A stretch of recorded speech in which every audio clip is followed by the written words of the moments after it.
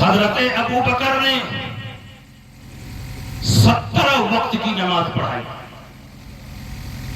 17 وقت کی۔ جمعرات کو عشاء کے وقت سے امامت شروع ہوئی تو جمعرات کو عشاء کی نماز پڑھائی، اور جمعہ کو 5 وقت، سنیچر کو 5 وقت، اتوار کو 5 وقت، اور سوموار کو فجر کی نماز پڑھائی۔ تو 3 دن 5 وقت کی نماز پڑھائی، جس میں ایک دن جمعہ بھی شامل ہے۔ 15 نمازیں وہ ہو گئی، اور جمعرات کو عشاء کی نماز پڑھائی 16، اور دوشنبہ مبارکہ کو جس دن وصال ہوا فجر کی نماز پڑھائی 17 وقت کی نمازیں ابو بکر صدیق نے نبی کی حیات ظاہری میں صحابہ کی پڑھائی۔ علی موجود تھے، ابن عباس موجود تھے، عباس موجود تھے، اور بھی خاندان کے لوگ موجود تھے۔ حضرت علی کی روایت بخاری میں ہے، آپ فرماتے ہیں میں کہیں غائب نہیں تھا، وہیں پر موجود تھا، میں بیمار نہیں تھا، صحت مند تھا، لیکن بار بار نبی ابو بکر انہی کو بھیج رہے ہیں اور میری طرف اشارہ بھی نہیں فرما رہے ہیں۔ میں سمجھ گیا کہ نبی اکرم صلی اللہ علیہ وسلم یہ پیغام دینا چاہتے ہیں کہ آج میرے مسئلے پر کوئی اور نہیں کھڑا ہوگا، وہی کھڑا ہوگا جو میرے بعد خلیفہ ہوگا۔ اس لیے خلیفہ بلا فصل حضرت علی نہیں ہے، خلیفہ بلا فصل حضرت صدیق اکبر، اور خلافت کی جو ترتیب ہے وہ افضلیت کی ترتیب کے مطابق ہے۔ سب سے افضل ابو بکر تو پہلا خلیفہ ابو بکر، اس کے بعد عمر تو دوسرا خلیفہ عمر، اس کے بعد عثمان غنی تو تیسرا خلیفہ عثمان، اس کے بعد علی کا درجہ ہے تو چوتھا۔ پہلا نمبر علی ہے، علی کا چوتھا نمبر ہے۔ اس لیے آپ لوگ جب قوالی کو سنتے ہیں تو اس وقت یہ محسوس کر لیا کریں کہ قوالی گانے والا شیعہ ہے جو اپنے عقیدے کو پھیلا رہا ہے۔ دمادم مست قلندر علی کا پہلا نمبر، علی کا پہلا نمبر نہیں ہے، پہلا نمبر ابو بکر کا ہے۔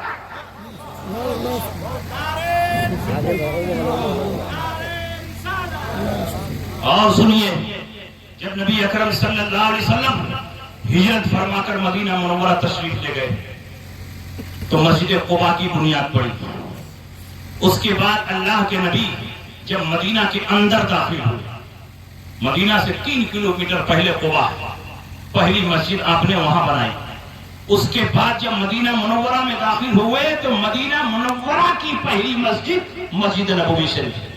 آپ کی اونٹنی حضرت ابو ایوب انصاری کے دروازے پر ٹھہری، آپ کے مال و اسباب اتارے گئے، اور ابو ایوب انصاری کے مکان کے سامنے ایک فیلڈ تھی، 2 یتیم بچوں کی تھی، اس میں ابو ایوب انصاری کی زمین بھی تھی۔ اللہ کے نبی نے ان یتیم بچوں سے وہ زمین خریدی، جو ابو ایوب انصاری کا حصہ تھا اس کو بھی اللہ کے نبی نے خریدا۔ یہ حضرات پیسہ لینے کے لیے تیار نہیں تھے، نبی نے فرمایا بغیر قیمت کے میں یہ زمین نہیں لوں گا، اس لیے قیمت لینی ہوگی۔ 10 دینار قیمت متعین ہوئی، اور آپ کو یہ سن کر حیرت ہوگی کہ مسجد نبوی کی خریداری میں جس شخصیت نے 10 دینار کو ادا کیا تھا وہ کوئی اور نہیں، حضرت صدیق اکبر ہے۔ اس لیے جس زمین پر مسجد نبوی بنائی گئی وہ حضرت ابو بکر صدیق کی خریدی ہوئی زمین ہے، جس کو اللہ و رسول کی محبت میں وقف رکھا۔ اور جب مسجد نبوی شریف کی بنیاد پڑنے لگی، سنگ بنیاد کا جلسہ ہوا، سارے مہاجرین تمام انصار جمع ہوئے، نبی اکرم صلی اللہ علیہ وسلم نے سب سے پہلا پتھر رکھا اور ابو بکر سے فرمایا اے ابو بکر تم پتھر لے کر آؤ اور میرے بغل میں دوسرا پتھر رکھ دو۔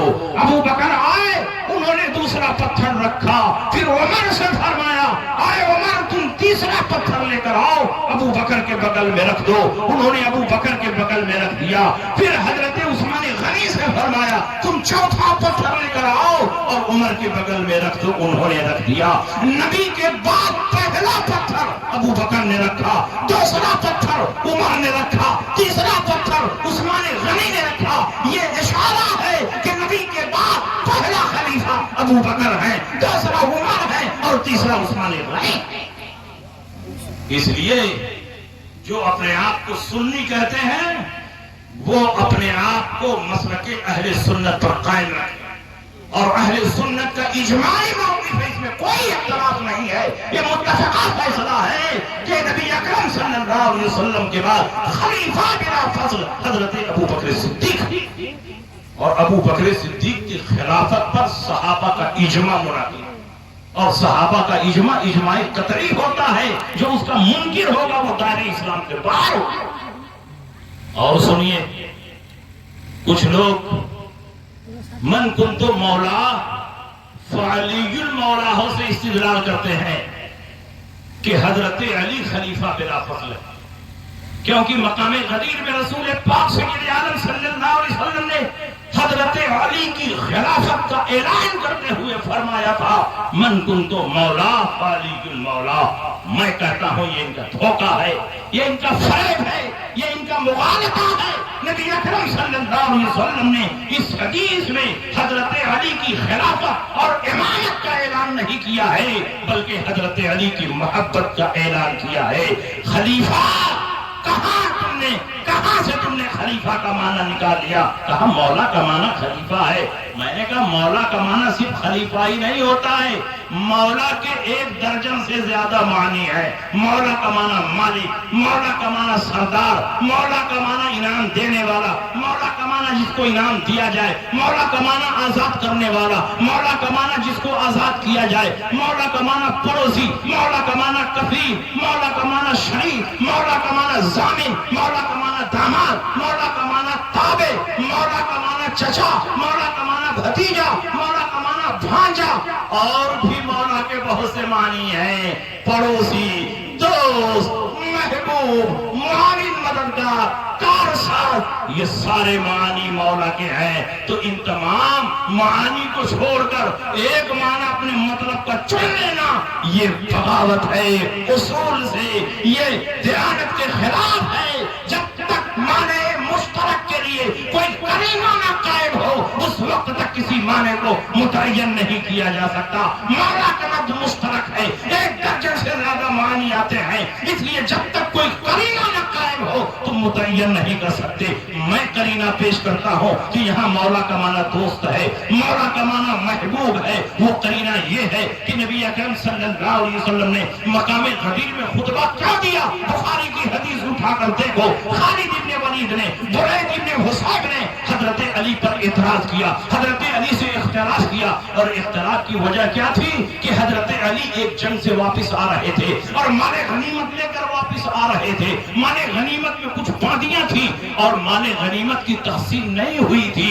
حضرت علی نے تقسیم غنائم سے پہلے ایک باندی کے ساتھ ہم بستری کی، اس میں تصرف کیا، تو خالد ابن ولید نے اختلاف کر دیا، برید ابن حصیب نے اختلاف کر دیا، کہا اے علی تم کو تصرف کا کوئی حق نہیں ہے جب تک مال غنیمت تقسیم نہ کر دیا جائے۔ اسی بات پر اختلاف ہو گیا، حضرت علی ناراض ہوئے، رسول پاک سے شکایت کی تو اللہ کے نبی بھی ناراض ہوئے، اور اسی موقع پر اللہ کے نبی نے مقام غدیر میں خطبہ دیا جو حضرت علی کے فضائل اور مناقب پر مشتمل ہے، اور اسی موقع پر اللہ کے نبی نے ارشاد فرمایا من کنت مولا فعلی المولا۔ اے خالد، اے برید ابن حصیب، کیا تم علی سے نفرت کرتے ہو؟ کہا ہاں۔ کہا کیوں؟ کہا اس لیے کہ انہوں نے وادی میں تصرف کیا۔ نبی نے فرمایا ان کو اس سے زیادہ کا اختیار تھا، انہوں نے صرف ایک وادی میں تصرف کیا، ان کو اس سے زیادہ کا اختیار کیا۔ تم مجھ سے محبت کرتے ہو اور علی سے نفرت کرتے ہو۔ من کنت مولا فعلی المولا، جو میرا دوست ہے وہ علی کا بھی دوست ہے۔ اللہم والے من والا وعادے من عادا، اے اللہ اس سے دوستی فرما جو علی سے دوستی کرے، اس سے دشمنی فرما جو علی سے دشمنی کرے۔ یہاں بات خلافت کی نہیں ہو رہی ہے، نفرت اور محبت کی ہو رہی ہے۔ آگے والی حدیث نے متعین کر دیا کہ یہاں نفرت اور محبت کا تذکرہ ہے، اس لیے مولا کا معنی یہاں دوست ہے، مولا کا معنی محبوب ہے، مولا کا معنی خلیفہ نہیں ہے۔ ہر جگہ مولا کا معنی خلیفہ ہی لوگے تو قرآن میں جگہ جگہ اللہ کے لیے مولا کا اطلاق ہوا، وَإِن تَوَلَّوْا فَاعْلَمُوا أَنَّ اللَّهَ مَوْلَاكُمْ نِعْمَ الْمَوْلَىٰ وَنِعْمَ النَّصِيرُ۔ تو بتاؤ تم اللہ کو بھی خلیفہ کہہ دو گے معاذ اللہ؟ اس لیے حضرت علی کی خلافت کا اعلان نہیں ہوا، علی کی محبت کا اعلان ہوا۔ علی کی خلافت کا اعلان کرنا ہوتا تو اللہ کے نبی مینا میں 1,24,000 کم و بیش صحابہ کے سامنے اعلان کرتے اور پوری دنیا میں آپ کا اعلان پہنچ جاتا۔ مقام غدیر میں چند صحابہ کے سامنے اعلان نہیں فرماتے. اس لیے جو لوگ اس حدیث سے حضرت علی کی خلافت بلا فصل پر استدلال کرتے ہیں وہ اصول لغت سے بھی ناواقف ہیں, اصول حدیث سے بھی ناواقف ہیں, اور حدیث کے سیاق و سباق سے بھی ناواقف ہیں. ایسے لوگ امانت میں خیانت کے مرتکب ہیں. اس حدیث سے علی کی محبت کا تو ثبوت ہوتا ہے لیکن علی کی خلافت کا ثبوت نہیں ہوتا. اور سنیے اسی بخاری میں ہے کہ انتقال سے 3 دن پہلے حضرت عباس اور حضرت علی حضور کی عیادت کے لیے حجرہ عائشہ میں گئے, اور جب واپس آئے تو صحابہ نے پوچھا کیف وجدتم رسول اللہ صلی اللہ علیہ وسلم, رسول پاک کو کیسا آپ لوگوں نے پایا؟ ان دونوں نے کہا رسول پاک ٹھیک ہے, پہلے سے بہتر. اس کے بعد حضرت عباس حضرت علی کا ہاتھ پکڑ کر کنارے لے گئے, کہا اے علی, رسول پاک کے جسم کے ظاہری حالات بتا رہے ہیں کہ وہ 3 دن سے زیادہ رکنے والے نہیں ہیں. چلو رسول پاک کی بارگاہ میں چل کر پوچھ لیں کہ آپ کے بعد خلیفہ کون ہوگا. نبی اکرم صلی اللہ علیہ وسلم کے وصال کے بعد ہم لوگ لاٹھی کے غلام ہو جائیں گے, اس لیے آج ہی پوچھ لیا جائے کہ آپ کے بعد خلیفہ کون ہوگا. اگر حضور فرمائیں گے کہ علی خلیفہ ہوں گے تو ہم لوگ اس کے لیے کوشش کریں گے, اور فرما دیں گے کہ علی کے سوا کوئی اور ہوگا تو ہم اس کا ساتھ دیں گے. جانتے ہو حضرت علی نے کیا جواب دیا؟ کہا چچا جان, میں رسول پاک سے پوچھنے نہیں جاؤں گا. اگر رسول پاک نے کہیں یہ کہہ دیا کہ میرے بعد تم خلیفہ نہیں ہوگے تو مسلمان کبھی مجھ کو خلیفہ نہیں بنائیں گے, اس لیے میں نہیں پوچھنے جاؤں گا. میں پوچھنا چاہتا ہوں کہ اگر رسول پاک نے مقام غدیر میں علی کی خلافت کا اعلان کر دیا تھا تو ایران کے شیعوں سے پہلے عباس کو معلوم ہوتا, علی کو معلوم ہوتا, ابن عباس کو معلوم ہوتا, گھر کے لوگوں کو معلوم ہوتا. علی یہ جواب دیتے کہ نبی سے پوچھنے کی کیا ضرورت ہے, مقام غدیر میں میری خلافت کا اعلان ہو چکا ہے, اور نبی کے اعلان کے بعد کون صحابی ہے جو نبی کی مخالفت کر سکتا ہے, اس لیے نبی سے پوچھنے کی کوئی ضرورت نہیں, میری خلافت متعین ہے. لیکن علی فرماتے ہیں کہ میں نہیں پوچھوں گا. اگر رسول پاک نے فرما دیا کہ میرے بعد تم خلیفہ نہیں ہو گئے تو مسلمان کبھی مجھ کو خلیفہ نہیں مانے. یہ حدیث دلیل ہے اس بات کی کہ حضرت علی بھی جانتے تھے کہ رسول پاک نے میری خلافت کا اعلان نہیں کیا. اور انتقال سے 2 مہینہ پہلے ایک بوڑھی عورت نبی کی خدمت میں آئی, انہوں نے حضور علیہ السلام سے مسئلہ پوچھا, حضور نے جواب دیا. بوڑھی عورت جانے لگی, جاتے جاتے پوچھا یا رسول اللہ پھر آؤں اور آپ کو نہ پاؤں تو کس کے پاس جاؤں؟ نبی اکرم صلی اللہ علیہ وسلم نے فرمایا اب آؤ اور مجھ کو نہ پاؤ تو ابو بکر کے پاس چلے جانا. یہ اشارہ ہے کہ جو ذمہ داریاں میں ادا کر رہا ہوں میرے وصال کے بعد وہ ساری ذمہ داریاں ابو بکر صدیق ادا کریں. اس لیے حضرت علی بے پناہ فضائل کے جامع, حضرت علی کی فضیلت سے انکار نہیں کیا جا سکتا. اللہ کے نبی نے کئی درجن حدیثیں حضرت علی کے فضائل میں بیان فرمائی ہیں, لیکن ان تمام فضائل اور مناقب کو تسلیم کرنے کے باوجود اہل سنت کا متفقہ فیصلہ یہی ہے کہ پہلا خلیفہ ابو بکر ہے, دوسرا خلیفہ عمر ہے, تیسرا عثمان ہے اور چوتھا خلیفہ حضرت علی. اور اس سے حضرت علی کی عظمت پہ کوئی فرق نہیں پڑتا, کیونکہ رسول پاک نے جزوی فضائل حضرت علی کے اتنے بیان کیے. شجاعت میں حضرت علی کو ممتاز کیا, علم قضا میں علی کو ممتاز کیا, علم شریعت میں علی کو ممتاز کیا, ذہانت و فطانت میں علی کو ممتاز کیا. تو جزوی طور پر حضرت علی کو بھی رسول پاک نے اتنا نوازا ہے, اتنا نوازا ہے کہ اس کی نظیر اور مثال نہیں ملے گی. لیکن مجموعی طور پر صحابہ میں سب سے افضل ابو بکر صدیق. حضرت علی کی ذہانت و فطانت کا یہ عالم تھا کہ عمر ابن خطاب جب فیصلہ کرتے اور اس وقت علی موجود نہ ہوتے تو بار بار اللہ کی پناہ مانگتے. وَقَانَ عُمَرُ بْنُ الْخَطَّابِ يَتَعَوَّذُ بِاللَّهِ مِن مُعْضَرَةٍ لَيْسَ فِيهَا أَبُو الْحَسَنِ. حضرت عمر ابن خطاب اس وقت اللہ کی پناہ مانگتے جب علی فیصلے کے وقت موجود نہ ہوتے کہ اے اللہ کہیں غلطی نہ ہو جائے, کہیں خطا نہ ہو جائے. کون اللہ کی پناہ مانگ رہا ہے؟ وہ عمر اللہ جن کی رائے کے موافق قرآن عظیم میں 36 جگہوں پر آیت کریمہ کا نزول ہوا ہے. جو عمر نے رائے دی اللہ نے پسند فرمایا اور اسی کے مطابق قرآن عظیم میں آیت کریمہ کا نزول.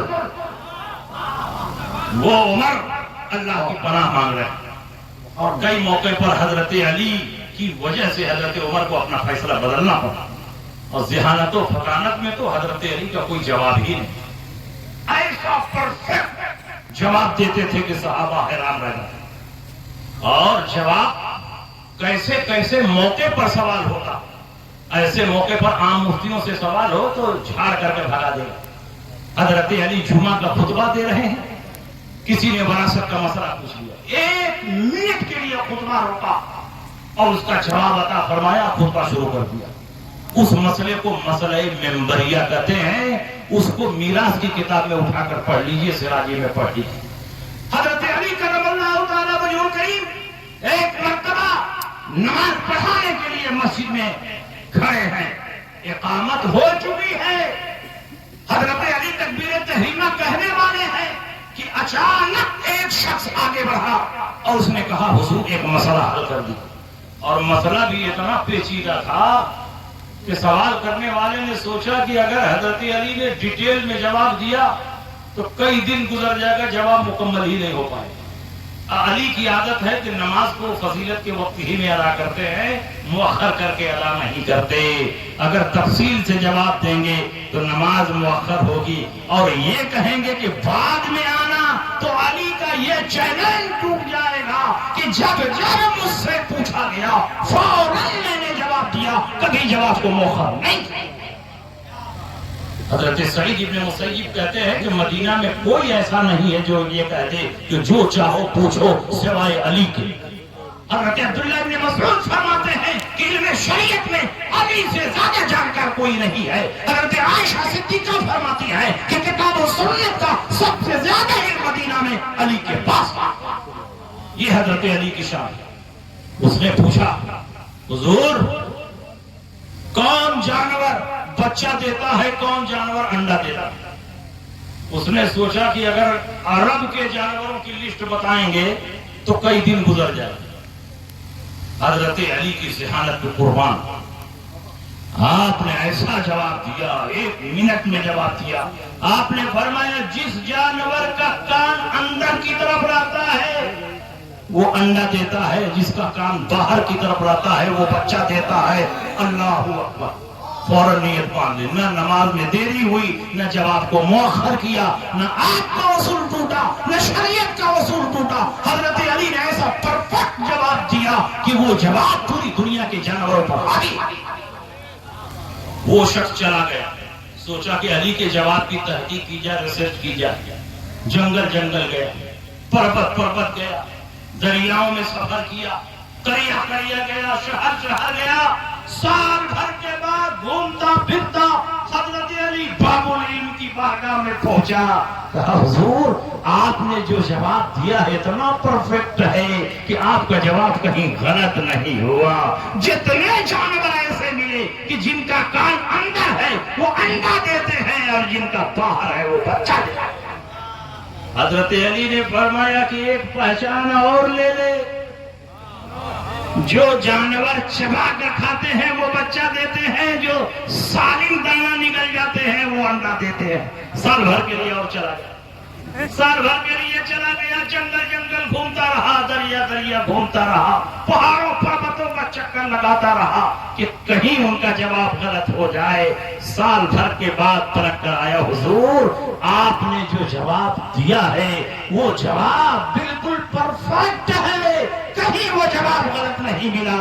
علی نے فرمایا ایک پہچان اور لیتا جا, جو اپنے بچوں کو دودھ پلاتے ہیں وہ بچہ دیتے ہیں, اور جو دانا بھراتے ہیں وہ انڈا دیتے ہیں. سال بھر کے لیے چلا جا. اس نے کہا حضور اب میں نہیں جاؤں گا, آپ نے جو جواب دے دیا ہے وہی ہمارے لیے کافی ہے. تو حضرت علی نے فرمایا اگر قیامت تک یہی سوال کرتا رہتا تو ہر مرتبہ نئی نئی پہچان بتاتا, نئی نئی علامتیں بتاتا, قیامت تک میرا جواب مکمل نہیں ہو.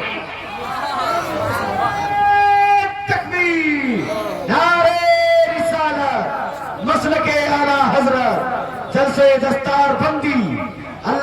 शमशाद साहब क़िबला मिसबाही। इल्म बहुत सारे लोगों के पास होता है, लेकिन नतीजे पर ज़हन का फौरन पहुंच जाना ये हर आदमी के बस में नहीं।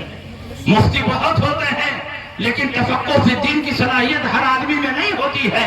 इमाम आज़म अबू हनीफा के जमाने में बड़े बड़े मुफ्ती थे, लेकिन मसाइल पेचीदा को और मसाइल जदीदा को जो सबसे पहले हल किया वो इमाम आज़म अबू हनीफा। हजरत अली की ज़हानत भी ऐसे ही थी, फौरन नतीजे पर दिमाग पहुंचा। एक शख्स आपकी खिदमत में हाजिर हुआ और उसने कहा, हुजूर मैंने मन्नत मानी थी, नजर मानी थी कि मेरा फला काम हो जाएगा तो मैं हाथी के वजन के बराबर गेहूं खुदा की राह में सदका करूंगा। हजरत अली ने फरमाया, तो परेशानी क्या है, हाथी के वजन के बराबर गेहूं सदका कर दो। कहा, हुजूर यही तो परेशानी है कि हाथी को वजन कैसे किया। पूरे अरब में कोई ऐसी तराजू नहीं है, कोई ऐसा पैमाना नहीं है कि जिससे हाथी का वजन मालूम किया जाए। ये 1400 साल पहले की बात कर रहा। आज तो जगह जगह धर्म कांटा बना हुआ है। ट्रक को सामान के साथ वजन किया जा सकता है। ट्रक का कितना वजन है और उस पर लदे हुए माल का कितना वजन है, धर्म कांटा सब बता देगा। ट्रक का कितना वजन है और उसमें तेल का कितना वजन है, धर्म कांटा बता देगा। लेकिन उस जमाने में ऐसा कोई पैमाना नहीं था, ऐसी कोई तराजू नहीं थी, तो कैसे वो अपनी नजर पूरी करे। हजरत अली ने फरमाया कि ये क्या मुश्किल है। कहा, हुजूर बड़े बड़ों से पूछा, कोई जवाब नहीं दे पाया। कहा, बाबुल इल्म की बारगाह में आ चुके हो, अब तुमको कहीं जाने की जरूरत नहीं है। इसका जवाब आसान है, तुम हाथी को दरिया के किनारे लेकर जाओ, बड़ी कश्ती पर हाथी को सवार कर दो और हाथी के बोझ से कश्ती पानी में कुछ दबेगी दबेगी दबेगी। जब दबते दबते बिल्कुल रुक जाए और पानी के निशान पर तुम निशान बना दो, जहां पानी की सतह पहुंच रही है वहां लकीर खींच दो, फिर हाथी को उतार लो और गल्ला लादना शुरू करो, गल्ला लादना शुरू करो। लादते लादते जब कश्ती दबते दबते उसी निशान पर आ जाए तो समझ लेना कि हाथी के वजन के बराबर ये गल्ला हो गया है। उसको रब की बारगाह में सदका बताओ। नतीजे पर दिमाग पहुंच रहा। अल्लाह के नबी सय्यद आलम सल्लल्लाहु अलैहि वसल्लम ने इल्म के मामले में हजरत अली करमल्लाहु तआला वजहु करीम को इतना नवाजा कि अल्लाह के नबी ने फरमाया, अना मदीनतुल इल्म वलियुन बाबुहा, मैं शहरे इल्म हूं और अली उसके दरवाजे। नबी ने यह नहीं फरमाया कि मैं बहरुल उलूम हूं। इल्म की वुसअत को बताने के लिए बहरुल उलूम भी बोला जा सकता है। इल्म की हमदानी को जाहिर करने के लिए शम्सुल उलूम भी बोला जा सकता है। लेकिन मदीनतुल इल्म में जो वुसअत है वो किसी में नहीं, क्योंकि अगर बहरुल उलूम बोलते तो समंदर में सिर्फ पानी होता है, कुछ मछलियां होती हैं, 2-4 हैवानात होते हैं, जरूरत की हर चीज समंदर में नहीं होती। शम्सुल उलूम कहा जाए तो इल्म की वुसअत जाहिर तो हो जाएगी, लेकिन शम्स में सिर्फ सूरज में चमक होती है, रोशनी होती है, उसके सिवा कुछ नहीं होती। लेकिन शहर वो है जहां जरूरत की हर चीज मिलती है।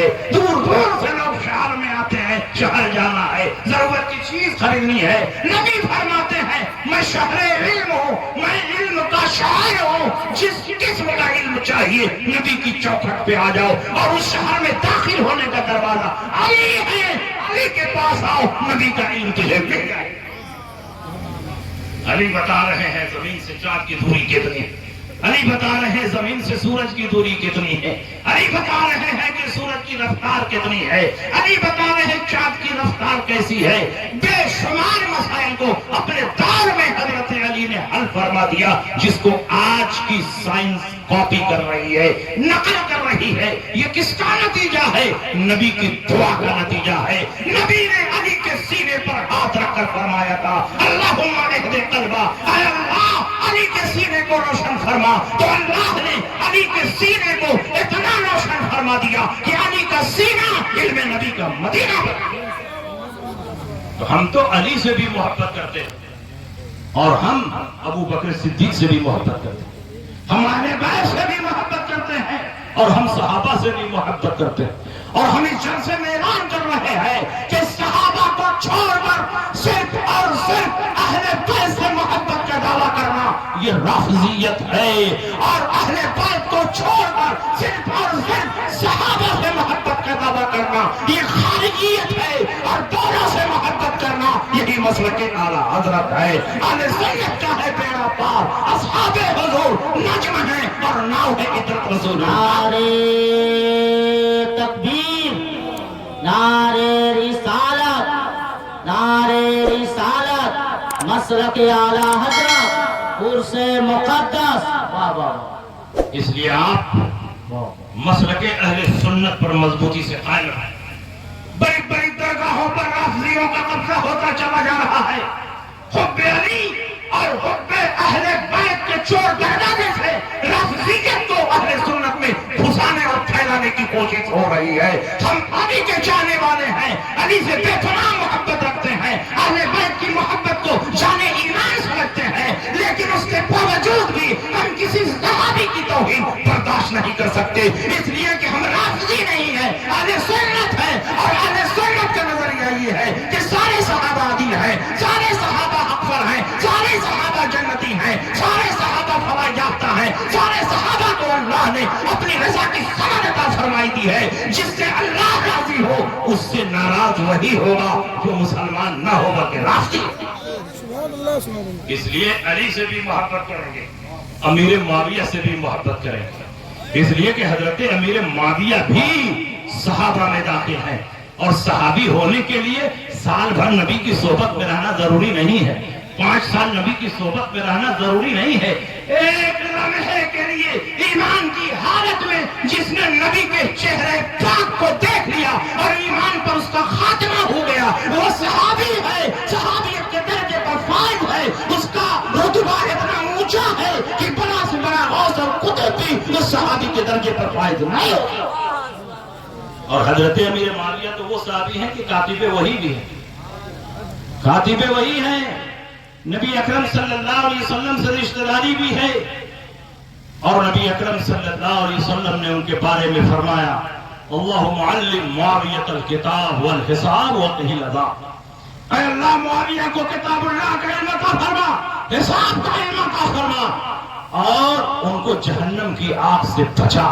تم کیا سمجھتے ہو نبی کی زبان رائگاں چلی جائے گی؟ نبی نے کہہ دیا کتاب کا علم عطا فرما تو کتاب کا علم عطا ہو چکا، نبی نے فرما دیا حساب کا علم عطا فرما تو حساب کا علم عطا ہو چکا، اور نبی نے فرما دیا کہ جہنم کے آگ سے بچا تو امیر معاویہ جہنم کے آگ سے محفوظ ہوا۔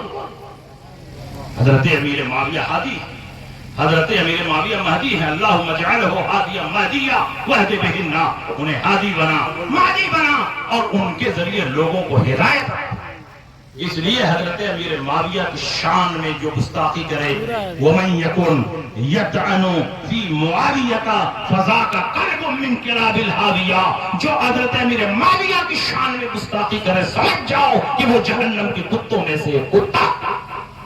اس لیے ہم سارے صحابہ سے محبت کرتے ہیں، سارے صحابہ کی تعظیم کرتے ہیں، ہم اہل بیت سے بھی محبت کرتے ہیں اور صحابہ سے بھی محبت کرتے ہیں، اور اہل سنت کا یہی عقیدہ اور نظریہ ہے کہ اہل بیت کی محبت بھی ہمارے اوپر لازم اور ضروری ہے، اور صحابہ کی تعظیم و توقیر بھی ہمارے اوپر لازم اور ضروری ہے، اور صحابہ میں جو اختلافات ہوئے، جو مشاجرات ہوئے، جو جھگڑے ہوئے، اہل سنت کا موقف یہ ہے کہ اس میں پڑھنے کی اجازت نہیں ہے، اس میں بحث کرنے کی اجازت نہیں ہے، بلکہ وہ اجتہادی خطائیں تھیں۔ ان تمام مشاجرات اور اختلافات میں حضرت علی حق پر تھے، اور حضرت علی کے خلاف جو تھے ان کو ہم باطل نہیں کہیں گے، اس لیے کہ ان سے خطأ اجتہادی ہوئی ہے۔